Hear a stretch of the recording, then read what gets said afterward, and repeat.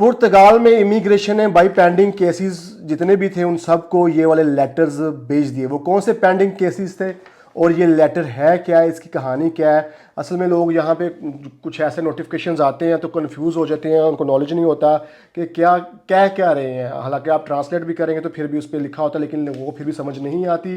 तो वीडियो का टॉपिक बड़ा इंपॉर्टेंट है, वीडियो को लास्ट तक आपने लाजमी देखना है। अगर आपको कोई लीगल असिस्टेंस चाहिए पुर्तगाल के अंदर, अगर आप आर्टिकल 92 पुर्तगाल की इमिग्रेशन लेना चाहते हैं, पुर्तगाल की इमिग्रेशन भाई बंद नहीं हुई, बहुत ज़्यादा और भी ऑप्शन है 88 और 89 के अलावा बहुत ज़्यादा ऑप्शन हैं।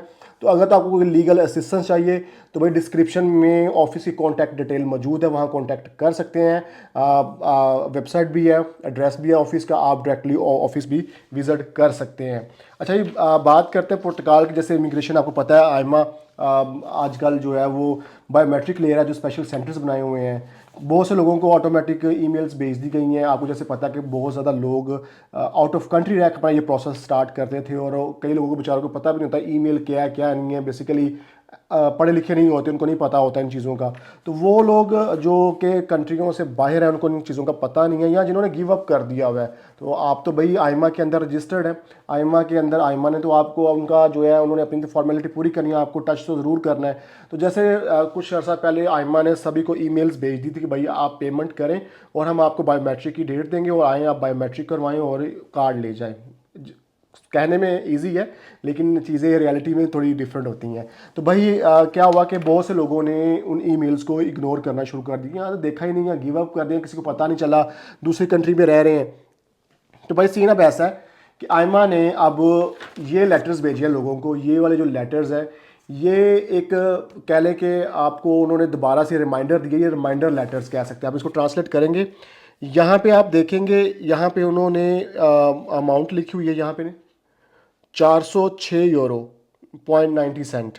नीचे उन्होंने अपना जो गवर्नमेंट का जो आईबीएन नंबर होता है वो लिखा हुआ है, और नीचे डेट लिखी हुई है कि आपने इस डेट तक ये पेमेंट करनी है। ये उन लोगों को लेटर्स आए हैं जिन्होंने अपने ईमेल्स आई थी और ईमेल्स को फॉलो नहीं किया था, यानी कि उनके ऑनलाइन पेमेंट नहीं की थी। ये उनके लिए ये लेटर्स रिसीव हुए हैं। अब बहुत से लोग ऐसे यहाँ पे हैं जिनके बायोमेट्रिक बाय कोर्ट हुए थे, ठीक है, उनको भी कईयों को ये जो है लेटर्स रिसीव हुए हैं। वो बेचारे परेशान हो गए, हम करें तो करें क्या, ही हमें क्यों ये लेटर आ गया, हमें तो ऑलरेडी कार्ड भी ले लिया है, तो क्या हमारे कार्ड पर कोई फ़र्क पड़ेगा इसके ऊपर, क्या नहीं। तो भाई इसमें आपके कार्ड पे कोई फ़र्क नहीं पड़ेगा, क्योंकि आपने आउट ऑफ द वे होके कोर्ट के जरिए आपने रेजिडेंस परमिट लिया, आपने अपने बायोमेट्रिक करवाए हैं। तो उनके जो क्योंकि रोबोटिक सिस्टम है, तो जब उन्होंने अपने वो सिस्टम में डालना है तो भाई किस किस ने जो हमने लिंक भेजे उसको फॉलो नहीं किया या उस डेट को अटेंड नहीं किया, तो भाई उन सबको ये लेटर्स भेज दिए गए हैं।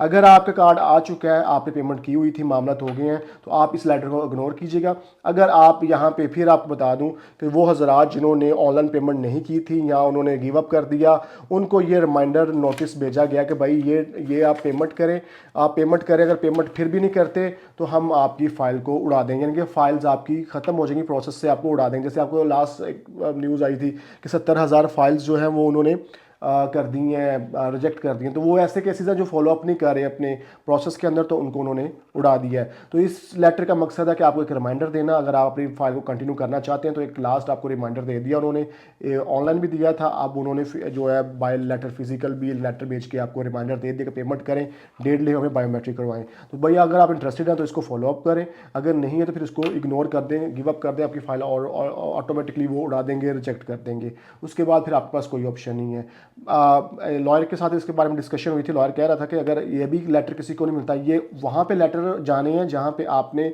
अपनी फाइल या तो फाइनेंस के अंदर जो आपका एड्रेस है, या जब अपने मैनिफेस्टो ऑफ इंटरेस्ट के अंदर जो एड्रेस डाला था, ये उसी लेटर के ऊपर ये आपको रिसीव हो गए।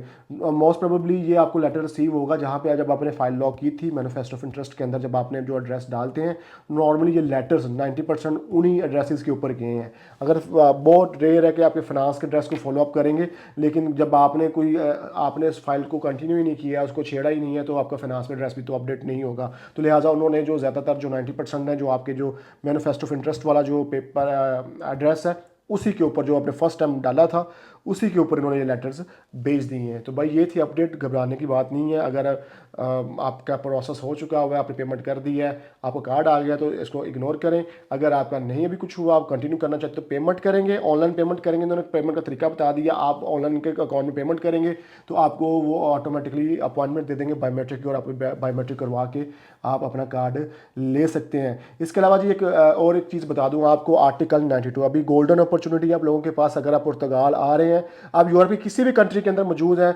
आपके पास कोई भी लीगल स्टेटस है, लीगल एंट्री करके आप पुर्तगाल के अंदर स्टिल कार्ड ले सकते हैं, और 5 साल के बाद आप पासपोर्ट भी ले सकते हैं। यहाँ पे एक चीज़ है कि लोग कहते हैं आर्टिकल 92 के अंदर कार्ड रीन्यू नहीं होता।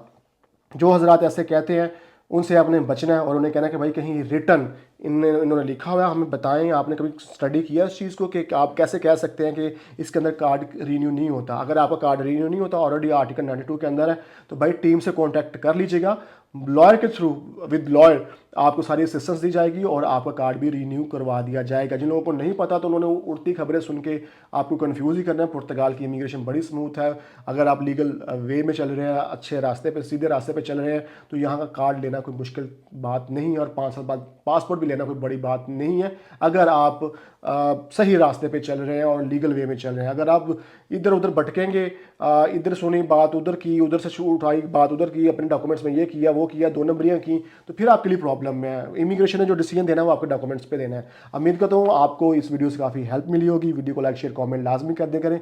मिलते हैं नेक्स्ट वीडियो में एक नई इन्फॉर्मेशन के साथ जी। अल्लाह हाफिज़।